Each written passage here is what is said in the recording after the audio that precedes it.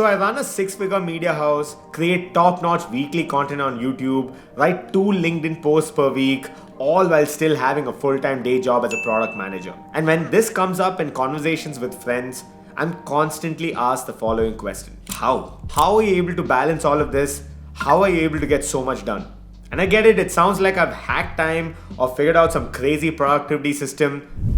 Not really. Like none of those work. I'm sure you've already tried a bunch of those hacks. And so if you're looking for the quick hack or the fancy planner that'll magically turn you into a productivity machine, then this video is not for you. I would recommend clicking away right now. This video is about doing the shit you've been putting off for years. Like the stuff you keep saying you'll do when things settle down or once you have more time. And so let's talk about that. Let's start by diving deeper into the one thing you've always wanted to do. Maybe it's starting a podcast or a YouTube channel, or launching a side hustle or a full-blown business, or even writing that blog or book you've been putting off since 2020. Like we all usually have that one thing we want to do. Like more often than not, it's usually more than one thing. I know because I feel that way even today.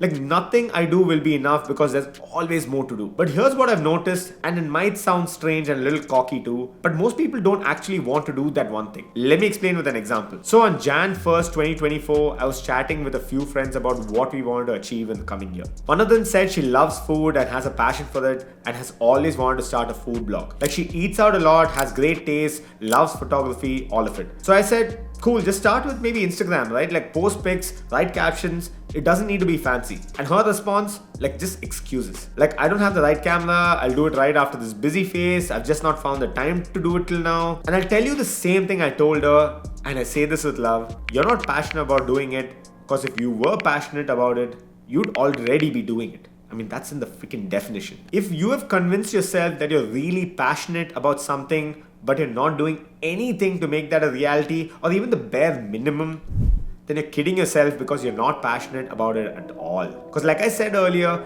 if you were passionate about it, you would already be doing it. In her case, it didn't go down too well. And then of course she said, I'm going to get to it in the coming year. But here we are, a year and a half later, still no food blog. And that is most people for you. See, it's not that we're lazy, it's just that we're really unclear. Like unclear of where to start, unclear of what the outcomes are going to be, unclear whether I can even commit. Like I was stuck in this weird loop of consuming content and feeling inspired for 5 minutes and then going back to life as usual. Then sometimes the idea comes back to me or, gnaws at me, and what did I do? I just start watching more videos, reading books, listening to more podcasts, reading blogs, all in the effort that they're going to somehow change my life. It felt like progress, and it actually still feels like progress when I do it, but it's not.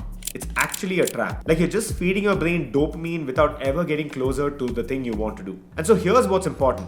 If you're serious about doing something, you need to stop consuming, or at least reduce it drastically, and instead start acting or creating. And I'm not just implying creating content, right? Like creation here refers to anything.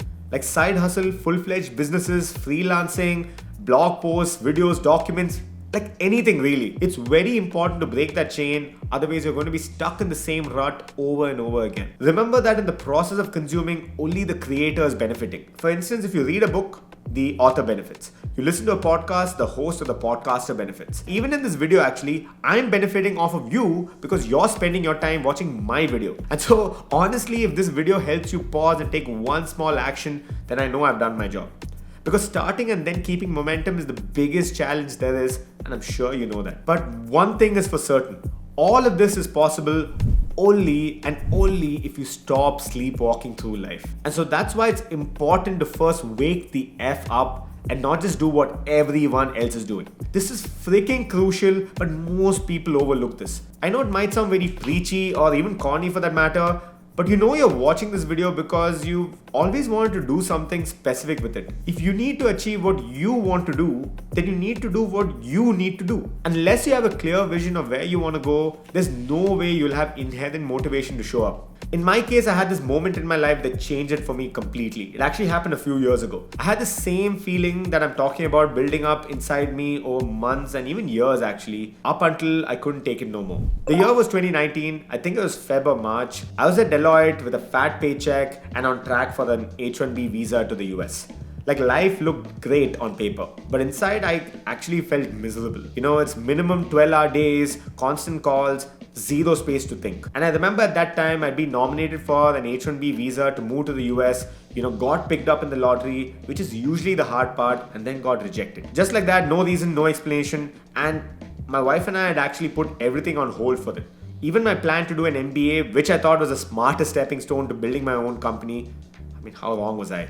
We'll talk about that in another video. But yeah, all of that was suddenly off the table. And I remember this one day very vividly. I just come out of a meeting with a partner who was at least, I think, 20 or 25 years older than me. For people who don't know, in the consulting space, a partner is one of the senior most people in the company. Anyway, I had this one question hit me like a truck. Like, do I want to be doing what he's doing 20 years from now? Like, I've seen what his days are like. I worked very closely with him, and I've seen the kind of meetings he's in, like what time he comes in and leaves work. And when I zoomed out, this is actually the pattern I noticed with most managing directors and partners on the floor. And the answer was a clear hell freaking no. I would hate working like this, especially when I'm helping build someone else's business. And I'd been fascinated by the world of entrepreneurship up until then, like I mentioned earlier, watching content, reading books and whatnot, but never actually done something about it. And that's when I made a huge decision. So I had this upcoming trip that my wife and I were planning to Japan, and I decided that I was going to take a 3 to 4 month sabbatical after this trip. Okay, so this is something that most people don't know or don't utilize,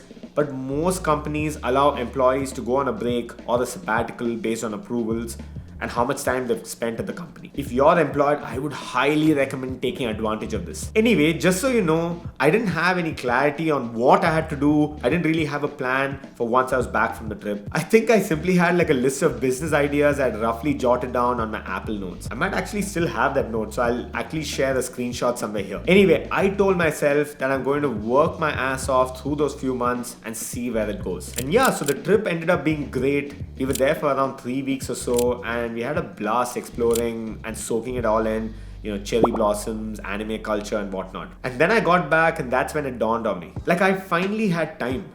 Like, something I complained about up until then was that I didn't have time. And now, because I was on a break from work, I had like a few months ahead of me, and so I had no choice but to be disciplined and make something of this break. And so I started working my ass off. Went through the list of ideas that I had and picked out one that showed the best potential and promise.